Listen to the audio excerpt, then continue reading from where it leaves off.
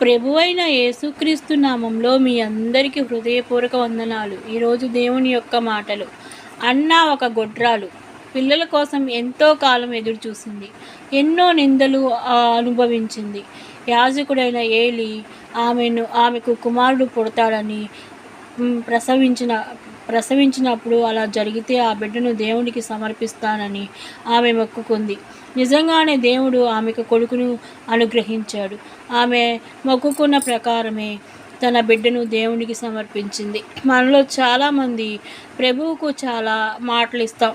ఇంకా ఇంత కానుకిస్తానని, ఇంతసేపు ప్రార్థిస్తానని, రోజు బైబిల్ చదువుతానని, ఈ తప్పిదాలన్నీ విడుస్తానని, ఎన్నో నా యొక్క పాపాలన్నీ విడిచిపెడతానని ఇలా ఎన్నో సమర్పణలు చేసుకుంటాం. కానీ ఒక చిన్న ఆటంకాలకు భయపడి, ఆశలకు లోబడి, నిర్లక్ష్యంతో కూడిన సోమర్తనం వలన దేవుడికి ఇచ్చిన మాటలను నెరవేర్చని వారిగా ఉంటుంటాం.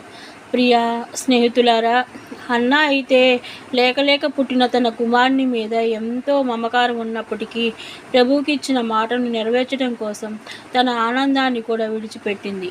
మరి నువ్వెలా ఉన్నావు?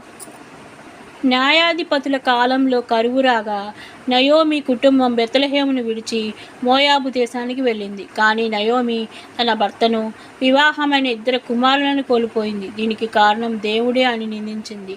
ప్రియ స్నేహితులారా, మనలో చాలామంది ఇలాగే ఉన్నాం. ఉద్యోగం, వ్యాపారం, వివాహం, ప్రయాణాలు, క్రయ విక్రయాలు మొదలైన వాటి విషయాల్లో దేవుడి నిర్ణయాన్ని తెలుసుకోకుండా సొంత నిర్ణయాలు తీసుకొని నష్టపోతున్నారు. ఆ తర్వాత దేవా ఎందుకు ఇలా చేశావు అని ఆయన్నే ప్రశ్నిస్తున్నారు. నయోమి కూడా తన సొంత ఆలోచనలపై ఆధారపడి తీరని నష్టాన్ని తెచ్చుకుంది. మరి నువ్వెలా ఉన్నావు? ఆమేన్, హల్లెలూయా. దేవుని ఎదుట మన ప్రవర్తన ఎలా ఉందో మనం సరిచూసుకుందాం. మనం దేవుడికి ఇచ్చిన మాటలను నిలబెట్టుకుంటున్నామా, తప్పిపోతున్నామా అన్నలాగా చూసుకుందాం.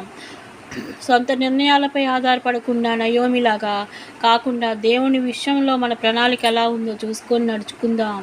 ఆమేన్, హల్లెలూయా.